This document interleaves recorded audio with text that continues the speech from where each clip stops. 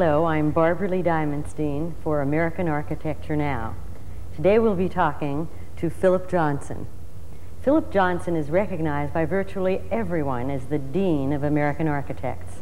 His influence began in the 1930s when he was the director of the Museum of Modern Art's Department of Architecture.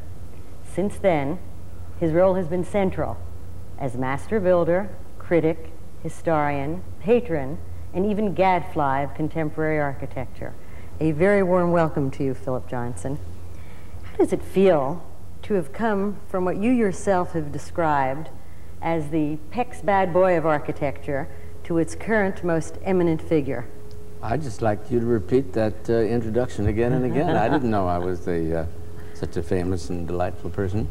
But now that I'm dean, I suppose that means just old, so it's all right. Venerated. Venerated because of old age. And hardly because of accomplishment. It's continuing accomplishment. Well, anyhow, it feels fine. When did you first become a practicing architect, and under what circumstances? I practiced architecture long before I was allowed to.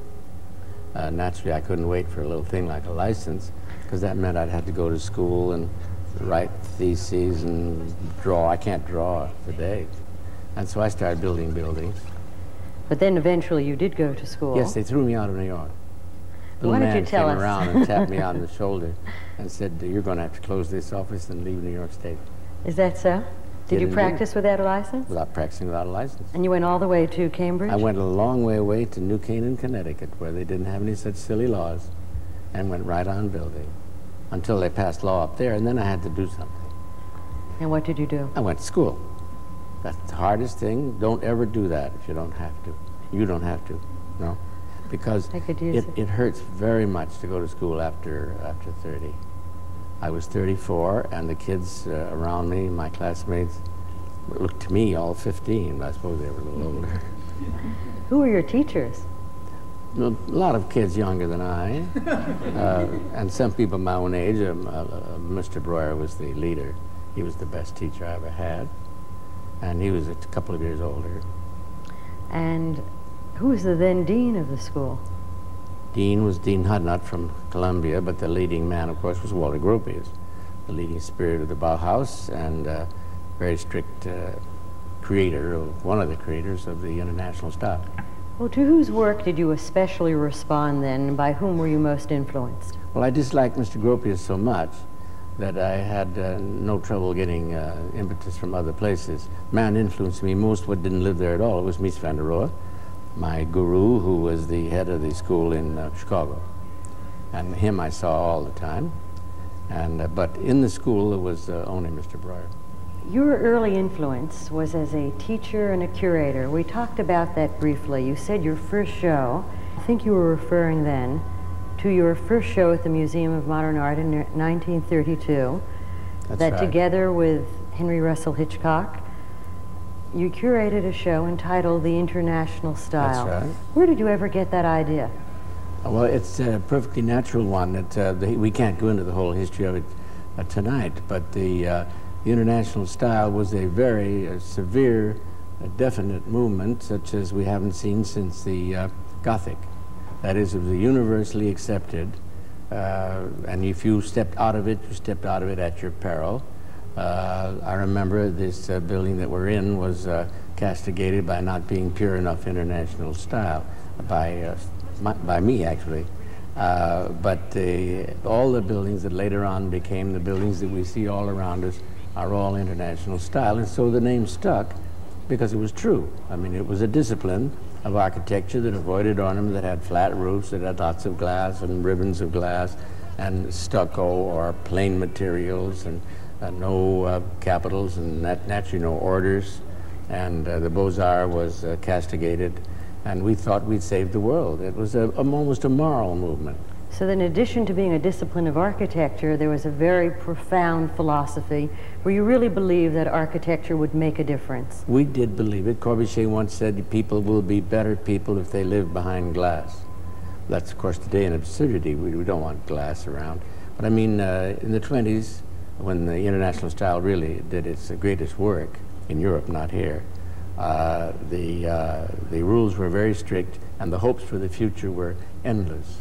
It was the old socialist dream of everybody was going to be happy. Now we know that perhaps maybe none of us are going to be happy, and we rather welcome that. We don't have these illusions anymore. Well, what has replaced the illusions? A perfectly delightful sense of living in a real world. We were talking about your role as a teacher and as a curator. I suspect you really enjoyed those roles, and sometimes I think that you never really abandoned them. Oh no, I'm still doing it. I still tell everybody what to do. Just ask me, and I'm still completely cantankerous, and I have my favorites, very strong ones, and I'm, I guess, the most hated architect in America, which is a perfectly normal reaction against anybody that's too outspoken. Did you ever consider the possibility that you might be the most admired architect in America? Oh, I know I'm not, so that's all right. Well, let's not even name names for that. Well, I think as this evolves, if one ever determines such a thing, I guess it must be by the estimation of one's peers. And there, I guess now 3 or 4 years ago, there was a prize given in architecture that was the most distinguished prize ever given. Right. That's right. And do you know who the very first recipient of that prize was? I remember, I was. Yes. Very proud of it, the Pritzker Award, which is the Nobel Prize of Architecture. Kevin Roach won it this year. And it is indeed a great honor, and I'm sensible of that. Most architects today reject Mies van der Rohe's austerity, but they seem to rejoice in the underlying classicism of his work. What do you see as his most lasting contribution to architecture? And to me, the most underlying quality of his was his classicism. Naturally, we see that a lot more now that we're all classicists. But we slice the butter differently every time.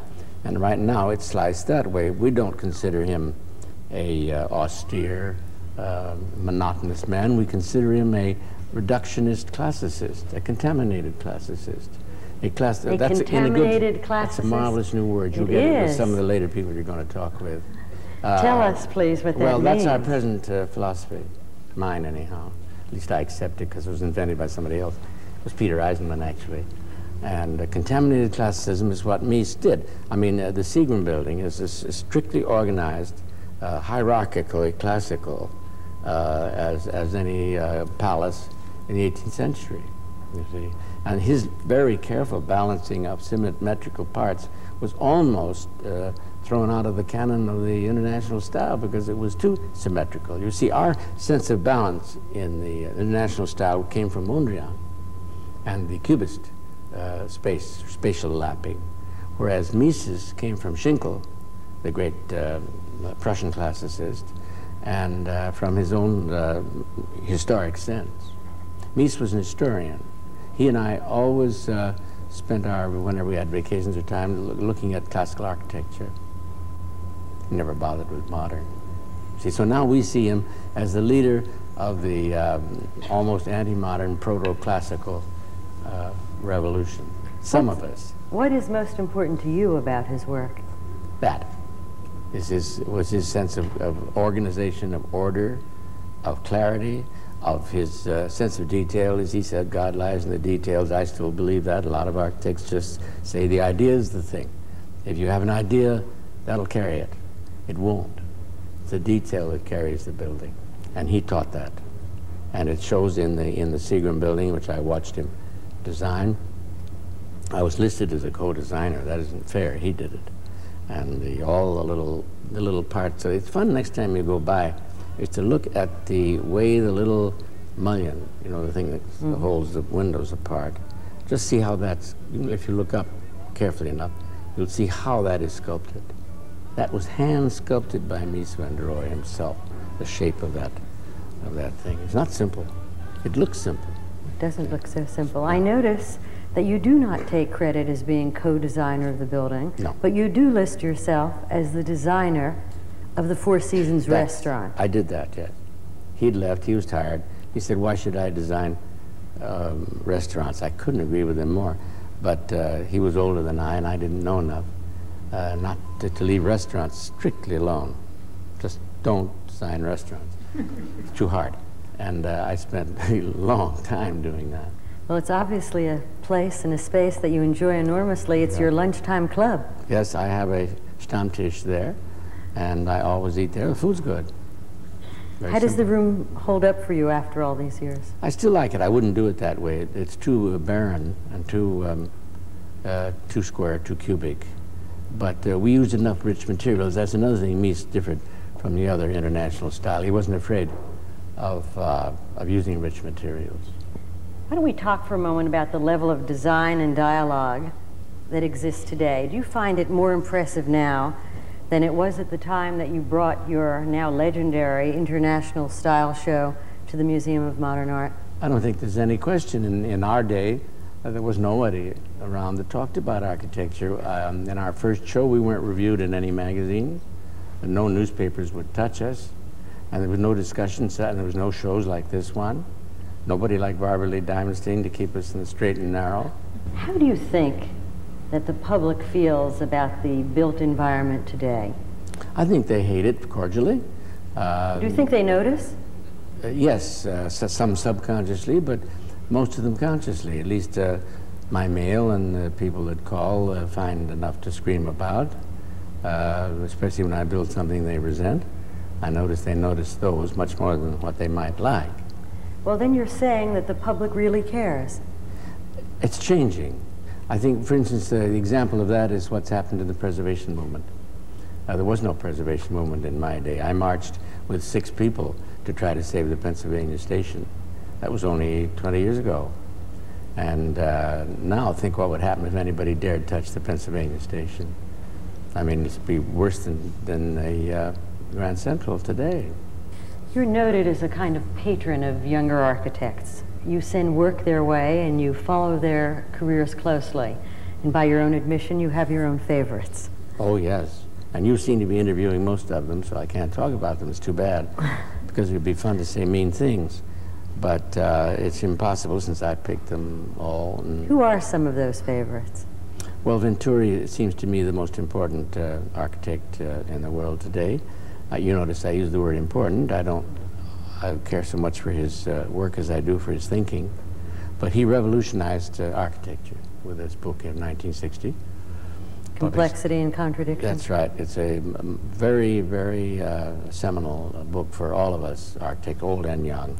And it freed us. It's like untying all the chains with one great stroke. Then another favorite of mine is, of course, Graves, who's also a classicist, if you will. Michael Graves. Well, we know that you were helpful in getting Michael Graves the commission to do the new Portland Municipal Building in Oregon. Yes, something that a building, I guess, that is almost as controversial as your own AT&T building. What do you think of the Portland Municipal Building now that it is? I think he was up against it. It signals the first public building in the after modern period, after the international style period, and it's a very, very important building. But he didn't have a chance. And why? Because the was building it the architectural community as well as the other community that was opposed to the notion? Not at all. Everybody was opposed to it, except me. But the point is that the program he was given was a squat, cubic building with much too much in it that wouldn't go, and a price that you couldn't build a building for. And he had to sign up that the building will be built for this much, so there was no chance of using any decent materials. There was no chance of making a decent shaped building, and everything was jammed in that possibly could. And of course, that's how we won the prize, because he was the cheapest. And in the end, how do you think it all turned out? Pretty well. In the light of those limitations? Yes, but I want people to realize that when they see it, it's almost better, more fair to him to look at his sketches. But that's all right. He's building lots of buildings. In the next 5 years, he'll be the leading architect, I think. There are some other younger architects that are your favorites. Tell us, if you will, what makes each of them important and what you feel you, as an accomplished architect, can learn from them. Depends upon who's looking at this broadcast. There are a lot of them, for instance, Richard Meyer's entirely different, but I like his work just as much. I mean, the whole range of architecture, from Frank Gehry, another favorite of mine, or Robertson Eisenman, or, I mean, there's a whole slew. And the slew that you're describing have very diverse work. So there must be something about each of them that engages you. Is it the idea? Is it the detail? That's the no. Is it the aspiration? No, certainly not the aspirations, the accomplishment. And it's the shapes that they are able to make. You only judge, how do you judge any work of art? Why is Mondrian better than anybody that copied him? Because somehow he had a way with the thickness of a line versus a square of white and a square of red that was balanced correctly to the eye. Now, there's absolutely no words that can tell you why Mondrian is better than Diller or any of the other types. But he is, and it's recognized as such and is paid for as such. The marketplace is not such a bad place after all, you see. Now, these people that I mentioned are not all appreciated, but I think they will be. I'm hoping we're setting up better standards, and we are. I mean, this conversation couldn't be held 10 years ago. There wasn't 5 or 6 architects to pick among that generation. What? And there weren't so many wonderful directions. How do you explain the difference? Well, the freedom that Venturi gave us. You see that now it's no crime to copy Corbusier. It's no crime to enjoy looking at Schinkel. Even in Pittsburgh, at least, it's not a particular crime to build a Gothic skyscraper. Which you have done, and we'll talk about it a little bit. Whenever you're ready. What was your own first architectural endeavor, and who was your patron? Oh, for oneself, of course. You always have to build for Aunt Matilda, if you're lucky enough to have an Aunt Matilda. Rich Aunt Matilda. First rule of architecture is to be born rich. Second rule is to, failing that, to marry wealthy. And the third is to, there's no third, you got to do one of those things. So it's one of those very difficult professions. And I started building, of course, for my family. I built a barn out in the country, out in New London, Ohio, where we had a farm. And you can always build farm buildings just to store machinery in, if nothing else. It's a very handsome classical building. And then one of your very first buildings was a building for yourself just about 40 years ago, a house that you did in Connecticut. Oh, that's right. I'd forgotten that. Maybe that was the first. 1942. That's right. That's right. And I went straight from that house. I finished it and went off to the war. So I didn't live in it very long. Well, what if an architect doesn't have the luxury of commissioning oneself? Well, then he has to be very bright, like and very patient, Pei, or very patient, or a genius, Frank Lloyd Wright. We don't have that type genius anymore. We're not in that kind of a period. We're not in what the English call an heroic period. There's no great Corbusier, Mies and Wright. Nobody would dispute that. See, and nobody disputed it at that time, in the 30s and 20s. I mean, we granted these people their genius status as you would Michelangelo and Brunelleschi. Today, I don't think any of us range up to that scale. Do you see any incipient architects? Well, I think I would name among these children that I talk about, children, they're over 50 now, as any of them potentials, but I don't see them yet. I don't think any of them think of themselves that way. You see, Mies was convinced that he was the greatest architect in the world when he was young, and Frank Lloyd Wright never got over the fact that there were only 2 architects that ever lived, Michelangelo and himself, which he wasn't at all hesitant to tell you. And you did not hesitate to tell him at one point in his and your career. Yeah, I know. That was embarrassing. Yeah. Can you tell us about that? Yes, I told him he was the greatest architect of the 19th century, and this was way into the 20th when I said that. That was very unfair, and he did a lot of his best work after that.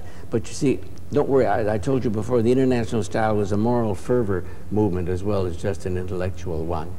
And Wright didn't fit. And that was, we were very mean to him. Apologize, Frankie.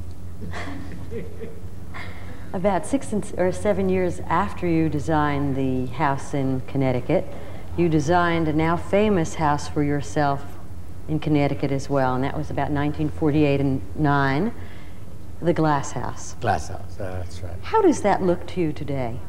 Well, it's marvelous. I wouldn't want to live anywhere else, but I wouldn't build like it. You would not build that again? No. Oh, no, it isn't interesting enough.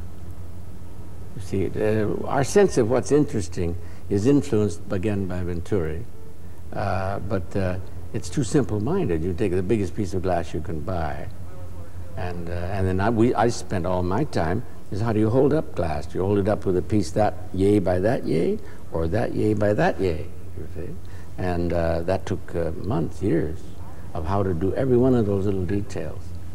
I mean, there wasn't any broad brush, interesting shapes like this room, for instance, that we could refer to in those days. It was also strict. What was the most Desiccated. important aspect of that design for you at the time that you were creating it? Were there any elements that are more significant than others? Yes, the sighting. I think if you have a glass box without any character, I mean, without any interesting details that you would enjoy wandering in among, that it damn well better look well placed. And so I found the most glorious sight. Connecticut's full of them. And that I've never tired of. Every time I get an idea, I build it on myself, you see, because there's only one good client in the end, and that's oneself. Because you don't have anybody bothering you about the budget or telling you that the closet isn't big enough. That's the worst thing you can hear from a client, you see, because where are you going to add to the closet? You can't stick it out a little further if you have nothing to balance it on the other side. It's impossible to build for clients. Many people, I guess, are under the impression that an architect comes up with an idea, works long hours to execute the design, and then presto, it gets built. How do you take an idea, and no matter how good that idea, unless you're a Philip Johnson, an I.M. Pei, a Kevin Roche, how do you take that idea and translate it into a reality? It's like porcupine making love with difficulty. It's an idea just occurs to one. There's no way you can work at it, and then the rest of the time is just plain sweat. It's hard work. There's no rule. There's no way you can become a good architect. Certainly not going to school. We should see, we're such a rich country that we can afford to waste 5 years of kids' times at public expense to train them to be architects, and of course it's all a waste of time. I mean, well, none of the great alternative? architects, well, what do the great architects do? They just hung out their shingle, or they just went to work for another architect. Frank Lloyd Wright never went to school. Mies van der Rohe never went to school. Le Corbusier never went to school. But when you didn't go to school, you in this... I was disbarred and thrown out of the state. Yes, well, things change. You have to have a license now to be a barber. You have to be licensed to be an elevator operator. Don't you think that's a pretty good idea? No, I certainly don't. Does that help establish standards or dilute them in the end? I certainly don't think it makes any difference at all where you have those pieces of paper. I think where you learn is after you get out of school, where you learn the school of hard knocks. You learn by thinking of a conception and then trying to see if it'll be built. And then you work on the engineering side, and then you work on the history side. I mean, for instance, I'm a great history lover. I didn't never learn history. I never had a course in history. I just, just picked it up through the pores of your skin is where you learn. What artist ever went to school? If they did, they were probably ruined. I mean, Jasper Johns never went to school. Matisse, how ridiculous. Picasso? Heavens, he started to paint great pictures when he was 8 and 10 years old. Mozart? But his father was a great teacher of art, so that there was something in that environment that from the very beginning he was exposed to. I knew I picked the wrong one. All right, let's stick to Mozart. Well, he had a father, too. And that is genetically transmitted. Yeah, that's when we were talking a moment ago, you made reference to this space. And I could not help but think that a concern of every architect is the initial perception of a space, if it is a room or a building. And I wondered if you would tell us what you think about when you plan that important or influential entrance to anything it is that you design, and how your concerns are different in the design of a building and that of a room. The room is the opposite of a building. We always talk in our office of our inside buildings and our outside buildings. What does that mean? Well, some of our buildings are very successful outside without any interiors, and some of our buildings are great rooms, but we just let the outside sort of get tacked onto the great room. The great trick in architecture, I don't think I've ever totally succeeded, is the combination. But you take something like the Pantheon, that's an outside building. It hasn't any inside. You never went inside. On the other hand, you take some of the cathedrals in the Middle Ages. I'm trying to think of one, there isn't any exterior. A lot of the English ones are no exteriors at all. It's really that incredible Gothic space. But don't forget, in the Middle Ages, the outside of them were covered with houses that were glued to them. And that wasn't the point. The point was the great room. The Pantheon has no outside today. Which of your buildings do you think comes closest to combining the outside and inside? I don't know. I'd be amiss to say, because you see, skyscrapers, which has been most of my work in the last 10 years, 15 years, don't have interiors. You can't make architecture out of an elevator. Except you have managed to do that in one of your most currently celebrated and controversial buildings, and I'm thinking of the new AT&T building, where, as I recall, yes, not only the monumental entrance, but the lower space doesn't even have a lobby. Why did you choose to do that? That may have an interior. Have you looked into that door? I have. You can see it at night there where they leave the work lights on. Yes. That's going to be a great, but you haven't seen the vaulting on it. But it's going to have a gold leaf cross-vaulted ceiling on it. I've seen a photograph that reveals the old statue Yes. atop the old AT&T building that will be right underneath that. Right underneath the gold vault, yes, will be the old statue from downtown. And it'll stand there and be symbolic of the biggest company in the world for quite a while. Why don't you tell us for a moment, did you ever expect the public to receive that building the way they did when it was announced several years ago? No, I thought it was perfectly natural. We were given the job of doing the Seagram Building of the 80s. And since I'd worked on the Seagram Building 20 years before, we seemed like logical choice for them, and we promised them that. We said, we're going to get you the most important building in the city of New York, which is only your due as the biggest company in the world. And so we designed it, they loved it, and we started the building. All of a sudden, hell breaks loose. Ada Louise hates it. If Ada Louise hates a building, you're in deep trouble. Simple. Fortunately, Mr. Goldberger likes it. What you yourself have referred to as the high boy pediment. No, I have not. I resent that very, very much. It has nothing to do with high boys.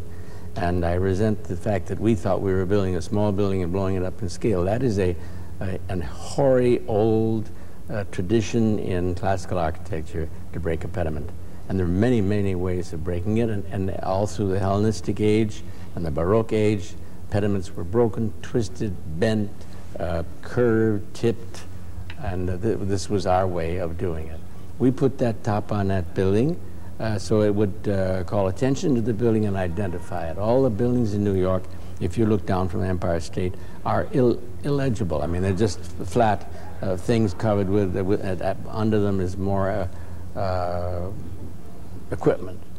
Our building, you're going to recognize the way you do the great buildings in New York, Chrysler Building and the General Electric Building and all the downtown buildings that are built with beautiful tops on them, or points on the Woolworth Tower. All buildings that are of the great period, which is the 90s and in the 20s, have tops on them. And we said, we're going to give you a top. And that, of course, was where we had problems also, even with our clients. Why don't we talk about something that you have done in that building that is either a very fresh or a revisionist idea, and that is, instead of overhead fluorescent lighting, you plan to rely on incandescent desk lamps. Remember desk lamps? Barely. How and in response to what issues did you decide to do that? The hominess, the office glare of fluorescent light ceilings, the bad color of fluorescent tubes, the boredom with office world. And if you go in and you pull a little chain, and if it's too much light, you push the lamp away. If there's not enough, you bring it a little closer. That's what you do the minute you get home from the office anyhow. If you're taking notes, you want them on the other side. You're a lefty, so you put the lamp on the other side. It's the original way of doing it. What other innovations have you developed in response to constraints, be they financial or technological? The best thing is getting rid of the elevators. See? Well, then how do you get up and away in that skyscraper? But there are only 4. You see, there's some 34 or 5 elevators in the building. But with only 4, we didn't have to make a big lobby. We just have that one great room. And then at the end of that great room are the 4 doors into the 4 shuttle cars, we call them, that go up to the real lobby which is up on top of that great big arch. That's why that great big arch is such a great big arch. Because when you get up to the real lobby, you're still under the arch itself. What particularly informed your sensibility in the construction of that monumental? The public. We had too big a building in too tight a site. There's no question about that. I still resent the fact that they didn't buy the land that the IBM is built on, but they didn't. They couldn't. IBM wouldn't sell it. And so we had to take a second place, and we jammed our building up with everybody else. So we said the best way then is to give as much of this ground back to the public as we can. So we took the elevators, which practically take up the whole building, see, in a small building like that, and just lifted them up. You've built a number of buildings. One of the most famous buildings visually that transformed the skyline of Houston, I'm thinking of Pennzoil. Oh, Pennzoil, yes. And that sort of split appearance. Yeah. And currently, you have a commission there that will be the tallest building in Houston's Galleria, the Transco building. And that building will dominate the city all over again in some ways, like the Eiffel Tower in Paris. Will you tell us something about that design and how that evolved? That's a delightful story. This Jerry Hines, the developer, wanted to really make his mark in his development part that he did near Houston. And if you take a skyscraper and put it in New York, you hardly see it. But if you take a 65-story building and put it out in the country, yeah, that's what gives it the Eiffel Tower effect, and that's what we've done. All the rest of the buildings are 10 stories. You don't see them. And so this great big thing sticks up there, and it's a lot of fun. Was he the patron of the Pennzoil building as well? Yes, he was the instigator of that, and it gave him such a kick he thought he'd do it again. And much more important, perhaps, is the Republic Bank building, which is Gothic. How important is a patron to an architect? And who was the best patron you ever had? Jerry Hines. Should I say that with all my new clients around? But they have something to aspire to now. Yes, that everybody says, how did Jerry do it? How did he do it? Smart. Smart. But patrons are more than half, I would say. You cannot, architecture is much too important to leave to the architects. Because you see, we get fantastic and we get silly ideas, and we aren't willing as artists to tear up our work. And so we build it, and that's a mistake. Then you have to cover it with ivy or move to another city or something awful. But if you have a patron, you see, he'll stop you short and say, we can't afford that, and you'll say, then you go home and cry. But I've heard you describe architects as the employees of the developers. That I did not think was a very flattering kind of relationship. And perhaps you would tell us where you see that going. A more flattering one may be whore, but I don't think that's a very nice word either, but we are. And employees, it would be, I wish we were, because we don't get paid as well as most employees. Because they know they can get architectural work quite cheaply. Because we're so dying to build it, we would do it for nothing if we could eat. And they don't like to have us starve to death. So as an employee, we're on one of the lower echelons. You've said, however, that there are commissions that an architect can and should refuse. Yes, I refused St. Bart's, but anybody Why did would. you choose to do that? Because I didn't want to hurt good use, great building. To me, great architecture is something that has to be preserved at all costs, and this didn't seem to be much cost. They're very rich people that own that church, and they owe it to New York to keep it for two reasons: an open space, and I think good use. A very great architect is a little unrecognized now, but you wait 5 years. And I wouldn't overshadow it or tear part of it down. I refused, still more important job, the tower, which didn't get done anyhow, the tower over the Grand Central. That was my first statement of principle, because that would have hurt the Grand Central Station. You've said that you do not know of any great period in architecture that paid no attention to details. And earlier you said you still believe that God was in the details. To what details should the architect be most attentive today? That changes with the period. In the international style, the detail was, how do you go around a window frame? Do you go around evenly, or do you just buy one off the shelf where the companies do the detailing, and it's all awkward, the width and everything. And the detail that Mies van der Rohe paid most attention to were the frames of the windows and the frames of the spandrels and the frames of the doors and the corners. Mies was a bear on corners, which of course he learned from Schinkel. And Corbusier had a different set. But today, I don't worry about windows details so much.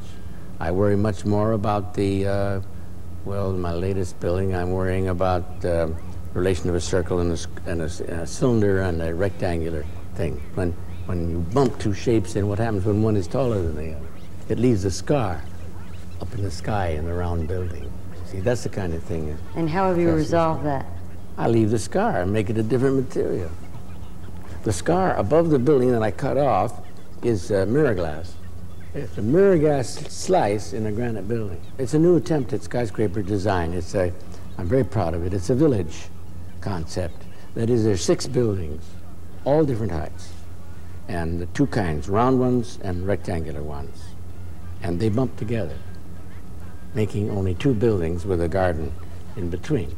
See, they go around the edge of the site. In Boston, the sites aren't like New York, downtown. It's a medieval pattern, just like that. So we just followed them around with these 6 buildings all bumping each other. Isn't that fun? Sounds the tallest is the tallest building in Boston, as tall as, I think it's as tall as that famous glass one. Hancock. Hancock. But the rest are shorter, but they all, the lower one leaves a mark in the taller one. Who has commissioned that village? An incredible developer. From Boston? No, from Pittsburgh, the Hillman Company. In fact, in Pittsburgh, you are building a structure that is in some ways much like ATT in New York in its proportion, its scale, and its use of materials. Can you describe that building? You mean the PPG building? Mm-hmm. Well, this is about the opposite of AT&T. AT&T is a classical building, and it is built of granite with little windows in it. PPG is all built of glass, as you can imagine why. It's the Pittsburgh Plate Glass Company. Mm-hmm. So the entire building is glass, but the details are Gothic. I mean, it has little spires on it. Oh, delicious. Little 4-corner spires. This has peaks like Pugin's House of Parliament, you know, or any English church. You've designed buildings in glass before. In fact, one of them is longer and wider and higher than Notre Dame. It's the world's first drive-in church that you did in Garden Grove, California, in a building that is called the Crystal Cathedral. The request of the Reverend Dr. Robert Schuller to you was to tie the religious experience to nature. How did you manage to do that? Over protests. We designed a perfectly sensible church. Yes. You know, with a nice roof and solid walls with a nice mysterious feeling where you feel, I'm now in a church. I'm feeling good. And when he said, I want it all glass, I said, Dr. Schuller, you certainly don't want to sit here and look at all the parked cars, because he had to have an opening to address the people sitting in their cars. And he said, yes, what is wrong with cars? You live in your car all day long. Are you ashamed of it? Is God not in the car? See? And it's a entirely different way of looking at religion from the way I look at it in the Gothic cathedral. Well, how do you think of this type of building as a place of worship as contrasted to more traditional forms? Well, I'm surprised. It works marvelously. It's a very religious light because we used very almost opaque glass. It's all like working underwater. You've been underwater long enough to know that lovely feeling? You aren't the type? Not keen on that. Oh, well, go snorkeling sometime. Oh, I've done that. Oh, well. You know that beautiful light? Yes. That's the light in this church, see. And then it's covered with... Is that something that you do? Snorkel? Oh, no, I've never been underwater. So then how did you manage to create that? Well, I said to myself, it must look like this underwater. And judging by Cousteau's pictures, it does look like that. Just use your imagination a little bit. No, I wouldn't ever go near water. But what this does, you see, is to sparkle with these little white lines. They aren't little, they're great big things, but there's so many of them. And they're so far away that they look very, very, very small. And you look off into one of those corners, and it's a long way away. And it does work religiously. Do you ever set out to design a building in a particular style? Yes, I designed the Miami group, Civic group, which opened next spring. This is the Dade County Cultural Center in Miami, and that is right in the middle of the city. And we decided to build a little acropolis, a square, heavily pedestrian influenced square. by the Hispanic? Heavily influenced, heck it is. Well, it's not Spanish as much as it is Tuscan, I guess. But you get enough pictures of enough Tuscan farmhouses and put enough arches in so it looks like a De Chirico, they tell me. And I don't know, maybe, I hope it does. De Chirico is a much maligned, much undervalued influence on architects. He had more influence on architects than Picasso did. See, but it isn't counted, but it should be. Anyhow, this looks like... Do you think that recent exhibition of his in that institution with which you've been involved for more than so 50 many years, yes. Will change that perception? No, I don't think so. I think architects will go wherever they want. And I think a lot more of them go to Chirico than admit it. So much of your life has been involved with the visual arts and the design of museums as well. I wonder if you would talk for a moment about one of your generous acts, and that is as a member of the Board of Trustees of the Museum of Modern Art.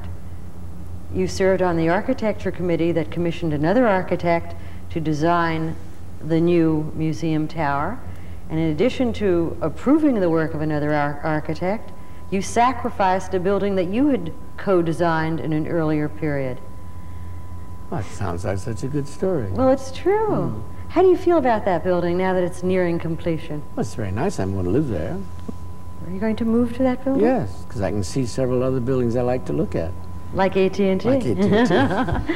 It's right on your horizon. So, no, I can see the garden, right at the garden, which is one of your my best design. New York, yeah, which I designed. I can see the Seagram Building I had something to do with, and then the AT&T stands right in front of me.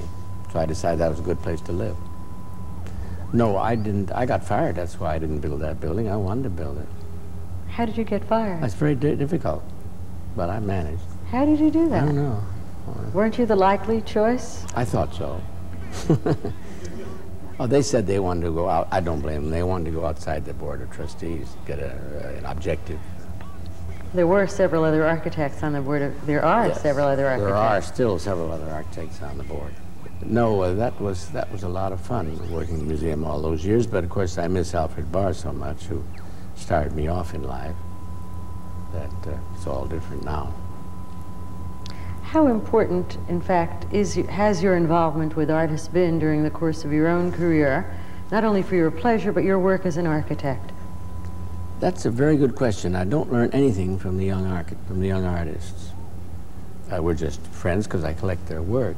I like to look at them on the wall, but I don't learn from them. I think mostly I learn from Mondrian and Chirico. Do you learn from younger architects? Oh yes. I learned especially even from Venturi, from Meyer, from Stern, from Graves, from Eisenman. Recently, you've changed your relationship to your firm, Johnson Bergy, and you have become a consultant. When one hears and reads about all of the assignments and commissions that you're involved in, I begin to wonder if there's really a difference in role or merely in title. I think you're mean. I say it's just a change in title. My partner says that eventually, and indeed true eventually, it'll be in fact. But nothing has changed. But he's got to get a chance. Why did you do that? I did it to help him. There's no point at all in a middle-aged man that does half the work always calling it Johnson's AT&T Building, Johnson's Transco Building. It just isn't fair. I couldn't get the jobs, I couldn't carry them out, I couldn't design them without sitting down with him on every single detail. And I'm well known and John Bergy isn't. So now John Bergy is beginning to get some bylines without my name on it, you see, which is good, because then in a few years, we not specify when, he'll have his starting line. I think every older architect should do that. What do you think of as your greatest contribution? Is it a particular building, or an idea, or a theory, or maybe even an attitude? It infuriates me to believe it, but probably my influence is that I talk so much, and that I favor the young, and naturally they reciprocate by thinking I must be good, or I wouldn't favor them, see? So I get from these 5 or 6 architects that I like a lot of mutual admiration society deals.